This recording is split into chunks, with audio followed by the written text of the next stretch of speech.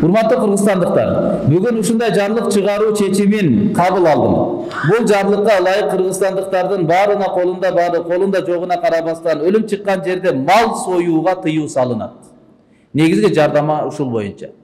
Өлүм чыккан жерге, жоготу болгон жерге мал союуга тыюу салынат.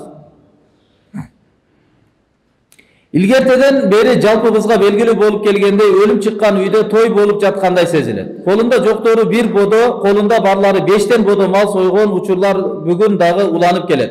Жыйынтыгында азыр дагы колунда жок үй бүлөлөр колунда барларга атаандашып, куру намыска алдырып, саап ичип олтурган жалгыз уюн союп, жакынын акыркы сапарга узатып, натыйжада эч нерсеси жок олтуруп калган учурлар четинен кездешет.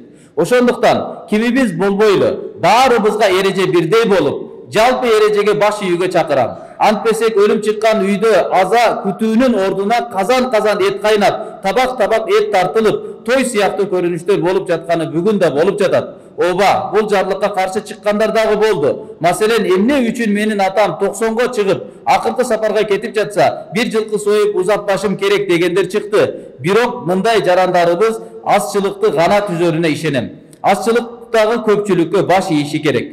Өзümдün başımdan ötken bir misalda ayta keteyim. 2019 жылы түн улум дастан каза болгондо айылдан бир туугандарым чалып, 3 бода даярдадык. Жетеби деп сурашты. Мен кереги жок, тоок дагы сойбойсуңар деп эч нерсе сойдурбай койдум.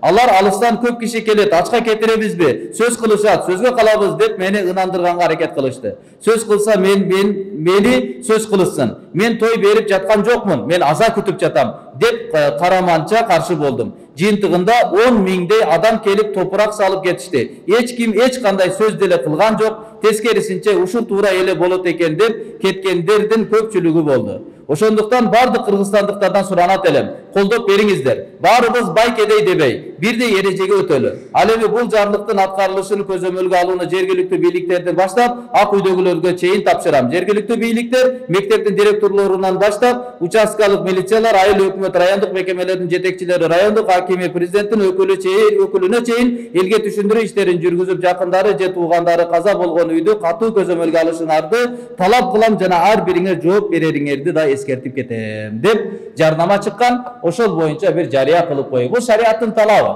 Аллахым ажыбызга өмүрүнө береке берсин. Ким эле ажоо болбосун, эл өкүлү болбосун, башкаруучу болбосун, алардын аркасынан дуба кылуу бул карапайым элдин милдети болуп эсептелет. Бизге адилеттүүлүк кылуу алардын милдети. Биздин милдет аларга дуба кылабыз, Аллахым буларга дайыма туура чечим чыгаргын, өзүң жолдомо кылып көрсөткүн, өзүң колдогун, жамандардан, душмандардан өзүң сактагын деп биз аларга дуба кылып турушубуз керек. Жана чыккан туура жоболордун бардыгыбыз биргеликте аларга көмөк көрсөтүшүбүз керек иншалла. Бул шариаттын талабы, бул бидаат болуп калат.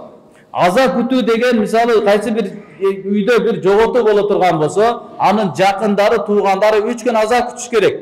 Күйөөсүнөн ажыраган болсо, аял киши 4 ай 10 күн аза күтүш керек. Аза күтүү дегени бул той топурга каршы нерсе. Той топур, мейман достук, дастуркон жайуу, тамак бышыруу дегени бул яумус сурур, бул кубанычтын күнү. Адам жоготу бул аза күтүүнүн күнү. Аза күтүүнүн күнүнө кубанычтын күнүнө алмаштырып кое турган болсо, анда бул бидаат болуп эсептелет. Ширктен кийинки эле эң чоң күнөө болуп саналат. Ошондуктан ал күндү бул той топурга айлантырмай жок. Пайгамбарыбыз саллаллаху алейхи вассалам Жафар радиаллаху анхуга кайрылып айткан, Жафар радиаллаху дүйнөдөн кайткандан кийин туугандарына кайрылып айткан, кошуналарына: "Иснау ли ахли Жафара тааман фа иннахум жаа ма юшкилухум." Жафардын үйүнө кошуналары, туугандары, жакындары буларга тамак пиширип бергиле деген. Анткени аларды тамактан алектендирип кое турган аза күнү келди. Жакынын жоготту, буларга тамак пиширип жеткирип тургула деген. Ошондон исламдын шариаты, жолдомосу кандай? Кайсыл үйдө жоготу боло турган болсо, кошуналары тамак аш пиширип берип, ошакта келген конокторду ошолор тейлеш керек. Ал эми үйдөгүлөр болсо, ал нерсе менен алектенбестен адамды узатып атат, түбөлүк сапарга узатып атат. Ошонун акырети менен алек болуп, дуа менен алектениш керек, амалдар менен алек болуш керек. Ошондон иншалла бул жарнаманы баардыгыбыз туура кабыл кылалы. Бул жерде исрапкорчулук бар, башка нерсе бар, рия бар, эч кандай сооп жок бул жерде.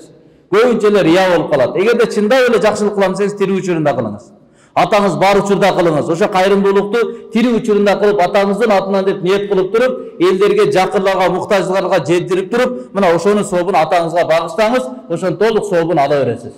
А сооп жеткирүүнүн ыкмасы бир эле аркасы өтүп кеткенден кийин кой союу эле маселеси эмес, толтура жол менен соопторду жеткирсек болот өтүп кеткен адамдарга. Аллахым баарыбызга иншалла туура түшүнүк берсин, туура амал берсин.